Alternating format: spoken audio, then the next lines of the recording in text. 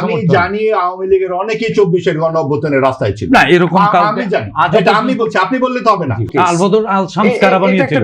কাদের নেতৃত্বে ছিল আলবদর আল শামস? আলবদর আল শামসের অপরাধ কি? চিৎকার করলে কি ইতিহাস মিথ্যা হয়ে যাবে? নো। 1971 সালের 16ই ডিসেম্বর আত্মসমর্পণ দলিলে লেখা আছে পরিষ্কার, সিভিল আর্ম ফোর্স সেখানে আত্মসমর্পণ করে। সিভিল আর্ম ফোর্স এই জামাত ইসলামী, আলবদর আল শামস। তাহলে এই যে ওনাকে 2 লাখ বা 3 লাখ মানুষ, কামরুল ভাই, 2 লাখ বা 3 লাখ মানুষ ভোট দিল ইসলামী শরিয়া কায়েম করার জন্য। না, জামাত ইসলামী তো ইসলামিক রাজনৈতিক দল। আপনি বলেন জামাত ইসলাম ইলেকশনের আগে কি বলছে যে আমরা ইসলামী শরিয়া কায়েম করতে চাই? তাহলে জামাত ইসলামের নাম ইসলাম কেন? জামাত ইসলাম আলটিমেট টার্গেট ইসলাম কায়েম করতে। তাহলে আলটিমেট টার্গেট এই নজরুল সাহেব। নো, আপনি আমাকে শেষ করতে দেন। মানে নজরুল, ভাই আপনি শেষ করতে, প্রশ্নটা করেন। হ্যাঁ, মানে নজরুল সাহেবের আলটিমেট টার্গেট তো দলীয় টার্গেট। নজরুল সাহেব তো দলীয় ইডিওলজি বিলং করেন। এই ইডিওলজি বিলং করে মানে শরিয়া কায়েম করবেন, ওই 3 লাখ মানুষের প্রতিনিধিত্ব করছেন। তো এই কাজটা করে তিনি কি শরিয়াটা কায়েম করতেন বলেন তো? আচ্ছা, এটা আমার জিজ্ঞাসা। প্রথম কথা হলো জামাত ইসলাম মানে নজরুল সাহেবকে 3 লাখ ভোট দিছে, এমপি বানাইছে। এর মানে এটা না যে নজরুল সাহেবকে সংসদে পাঠাইছে ইসলাম কায়েম করার জন্য। একটা জিনিস মনে রাখবেন, ইসলাম কায়েম করতে হলে প্রথমে কনস্টিটিউশন ইসলামাইজড হতে হবে। সেকেন্ড ব্যাপার হইলো ইসলামের টোটাল এই যে গোটা একদম ইতিহাস যদি আপনি পর্যালোচনা করেন, শরিয়া কখনো কোনো জাতির উপরে চাপায়া দেওয়া হয়নি। শরিয়া দেওয়া হয়েছে হলো ওই জাতি যখন মানসিকভাবে এবং ওই শরিয়া মানার জন্য সামগ্রিকভাবে প্রস্তুত হয়েছে, তখন শরিয়া সেখানে অ্যাপ্লাই করার জন্য চেষ্টা প্রচেষ্টা হয়েছে।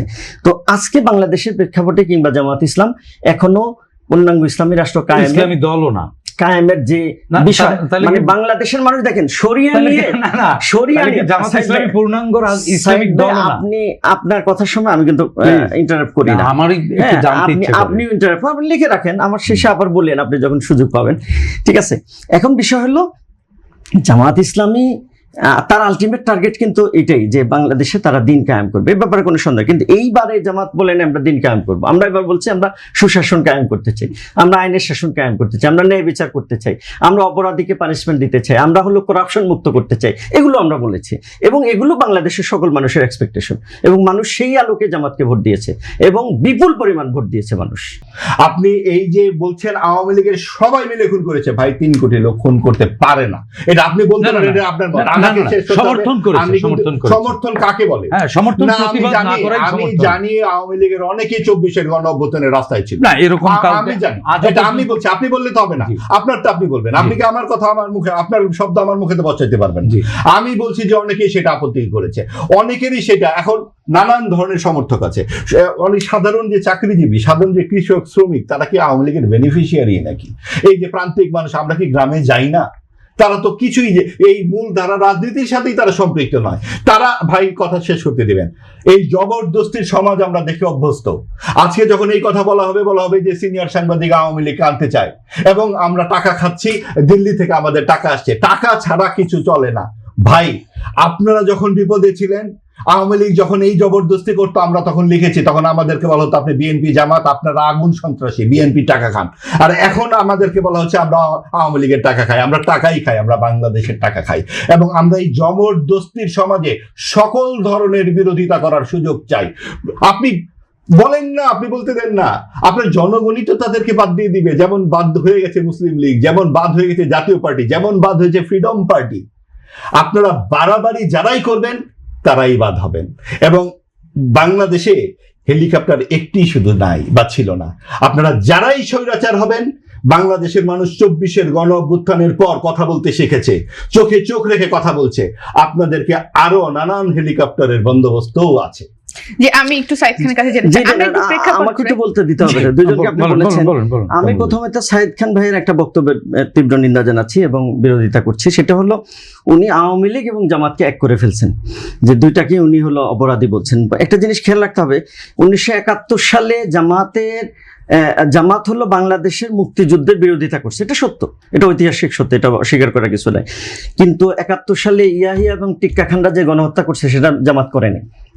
তার মানে সাইদ বেরা ইয়াহিয়া এবং টিক্কা খানদের গণহত্যা যদি গণধর্ষণ কি করেনি? গণহত্যা গণধর্ষণ হ্যাঁ, যদি জামাতের উপরে সাহায্য চালাতে করেছে। চায় কোনো তাহলে অপরাধকে এটা নিঃসন্দেহে এটা অপরাধের তীব্র প্রতিবাদ নিন্দা জানাচ্ছি। প্রতিবাদ না করা বা সমর্থন অবশ্যই করা, নিন্দা জানাচ্ছি। অপরাধকে সমর্থন করাটা কি অপরাধ নয়? না না শুনেন, আপনি আওয়ামী লীগ অপরাধ করছে, গুলি করছে। আপনি দৈনিক সংগ্রাম আপনি- পত্রিকা 1971 সালে বলেন, আমি সব 1971 পড়েছি, সালের পড়েই তো দৈনিক কথা সংগ্রাম বলতেছি। পত্রিকা পড়েন। সাইদ ভাই, আমি জি, কথা please। সব কথা বলছি, আপনার জি। কথার সময় আমি কথা বলি না, আমি জি। আপনাকে জেন্টলম্যান মনে করি, সুতরাং আপনি কথা বলবেন না আশা করছি।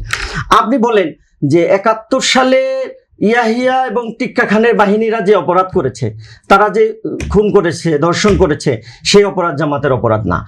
আর 24-এর যে গণহত্যা, আওয়ামী লীগ নিজের রাষ্ট্রে হলো ক্ষমতায় থেকে জনগণের টাকা দিয়ে কেনা অস্ত্র দিয়ে জনগণকে গুলি করেছে, এই দুই অপরাধকে আপনি কিভাবে একসাথে করছেন, কিভাবে মিলাচ্ছেন? তাহলে আমি জবাব তো দেই। সুতরাং এটা খুবই মানে একটা বাজে ব্যাপার যে ওনারা ওই পাকিস্তানিদের অপরাধকে জামাত মুক্তিযুদ্ধের বিরোধিতা করছে, এটা একটা ভিন্ন কেস। আলবদর আল শামস কারা বানিয়েছিল?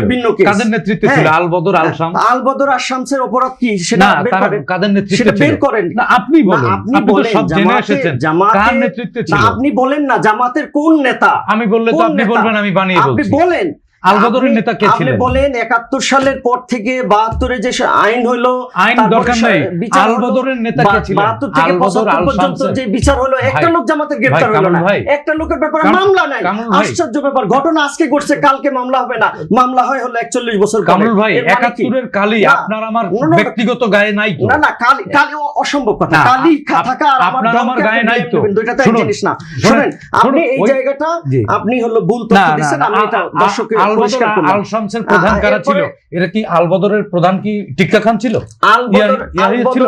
প্রধান কে ছিল? প্রধান যে ছিল কে ছিল? নামটা তার আপনি বিরুদ্ধে বলুন। আপনি যদি এলিগেশন আনেন কি এলিগেশন আছে? সেটা বলুন সেই আপনি। এলিগেশন 71-এ আসলো না কেন, 72-এ আসলো না কেন, 71 থেকেই তো 73-এ আসলো না কেন? এই কোনো allegation মামলা তো- নাই, জিডি নাই, কেন নাই? জি, ভাই? আমরা- এই এলিগেশন তো কেন নাই? চলছে। সেটা নাই কেন আমি বলেন, কেন গ্রেফতার হলো না, কেন হলো জিডি হলো না, কেন মামলা হলো না? কে বলেছে আজকে- মামলা হয়নি? না, কার বিরুদ্ধে মামলা 71-এ হয়েছে? মামলা হয়েছে কার তো। বিরুদ্ধে হয়েছে আহা, বলেন? এই কি যাদেরকে আপনি ফাঁসি দিলেন, কামরুল ভাই, আমাদের চিৎকার করে- দবদবে সাদা পরিষ্কার চিৎকার করলে কি ইতিহাস মিথ্যা হয়ে যাবে? নো, ইতিহাস তো আপনারা এখানে বসে বসে ভুল শিখেছেন কি জনগণকে। বলছি গেছেন? হ্যাঁ। আপনারা তো জানেনই না ইতিহাস দেখছি। সব জানি আমরা। তাহলে আপনি- 71-এ হ্যাঁ। আলবদর আল শামসের নেতৃত্বে কারা ছিলেন? আপনি বলেন যে 10 জনকে তারা রাজাকাররা আমাদের যে 10 জনকে আমাদের ফাঁসি দেশের- দিলেন, না। এই 10 জনের কার বিরুদ্ধে 71-এ সেটা শেখ হাসিনা- এলিগেশন আছে, সেটা 72 মামলা সেটা হয়েছে, জিডি হয়েছে, কার বিরুদ্ধে হয়েছে একটি- বলেন? একটি তাহলে আমি যদি বিতর্কিত অপরাধ আদালতের করতাম আজকে, কর্মকাণ্ড নিয়ে এখানে আমি আমরা যদি আলোচনা আজকে করছি। তাহলে আপনি উঠাইলেন কেন? আপনি তো উঠে- ঠাস করে বলে না, না, ফেললেন, ঠাস করে- আওয়ামী লীগ এবং জামাত হলে একই চরিত্রে একটা ধর্মীয় একটা হচ্ছে ধর্মীয় ফ্যাসিস্ট, আর একটা হচ্ছে মুজিববাদী খুবই ফ্যাসিস্ট। তীব্রভাবে না, আপনি বলেন, আপনি প্রতিবাদ মওদুদির- করতেই আচ্ছা, পারেন। যার যার মতামত না, না, কিন্তু না। দিবে না, একটু আটকানোর তো কিছু নেই। উনি ওনার কথা বলছে, আপনি আমি সেটাই বলে যাচ্ছি, তাহলে উনি আপনি তো তো আমরা একটু কার্যকারণ খুঁজতে আমরা একটু চাচ্ছেন কেন? topic আমি change তো করি। ওনার একটা কথা বিষয় বলছি। আমরা না, যদি শোনেন, এই বিষয়ে আমার কথা আছে তো। এখন আসেন শোনেন, এই এটা যে- নিয়ে একটু আপনি 30 সেকেন্ড একটু থামেন ভাই, আজিজ আপনি ভাই, একটু থামেন, আমার এই বিষয়ে কথা আছে। আজিজ ভাই, না ভাই শোনেন, 1971 সালের 16ই ডিসেম্বর আত্মসমর্পণ দলিলে লেখা আছে পরিষ্কার, সিভিল আর্ম ফোর্স সেখানে আত্মসমর্পণ করে। সিভিল আর্ম ফোর্স এই জামাত ইসলামী আলবদর আল শামস 14ই ডিসেম্বর বাড়ি থেকে ধরে ধরে নিয়ে আপনাদের এই যে মুজাহিদি এবং এই সমস্ত নিজামী, এরা সব ছাত্র সংঘের সভাপতি সাধারণ সম্পাদক ছিল। এগুলা হিস্ট্রির পার্ট, আপনারা বললে তো হবে না। 16 আমার ডিসেম্বর আপনি কে আপনার গ্রেফতার সময় হয়েছে কথা বলেন? বলে নিয়ে আমি কে গ্রেফতার হয়েছে আপনাকে বলেন? শুনতে হবে, শুনেন, ঠান্ডা মাথায় শুনেন, শেষ করতে দেন। হিস্ট্রির পার্ট 1971, এটা গোলাম আজম সাহেব থেকে শুরু করে নিজামী মুজাহিদের প্রত্যেকেই বাড়ি বাড়ি গেলে, আলিম চৌধুরীর বাড়িতে, তার বাড়িতে, শহীদের স্মৃতির বাড়িতে, সকলের বর্ণনা এখানে লেখা আছে। এটা আমার ওনার বানানোর কোনো ঘটনা নাই। আরেকটা কথা হচ্ছে কি, শোনেন, প্রত্যেকটা ঘটনা যে যেভাবে দেখতে চায়, আমরা যেরকম এই নজরুল ইসলামের ঘটনা একভাবে দেখছি, উনি কিন্তু নজরুল ইসলামের ঘটনা আরেকভাবে দেখবেন। ঠিক একইভাবে ওই 71-এর ঘটনা আমরা যেভাবে দেখছি, ওনাদের পূর্বপুরুষদের অপরাধ উনি দেখবেন না। একইভাবে আওয়ামী লীগের ঘটনাও, এখানে অনেক রকমের ঘটনা এখানে দেখা হবে। আমার কথা হচ্ছে, সবাইকে সবার কথা বলতে দেন, কিন্তু আইনের বিধিতে, দেশের আইনের, প্রচলিত আইনের জিনিসটাকে আপনি হাতে তুলে নেন না। চিফ প্রসিকিউটর তাজুল ইসলাম, সাবেক চিফ প্রসিকিউটর, বলেছেন ম্যানিলা রোপ নিয়ে রেডি আছি, শেখ হাসিনা আসার সাথে সাথেই আমরা ফাঁসি দিয়ে দেব। আপনি কে এই আমরা বলার? এইটা দেশ না, এই দেশে সরকার নাই, 2/3 ভোটে নির্বাচিত হয়েছে সরকার গণতান্ত্রিকভাবে, আইন আছে, আদালত আছে, সেইখানেই বিচার হতে হবে।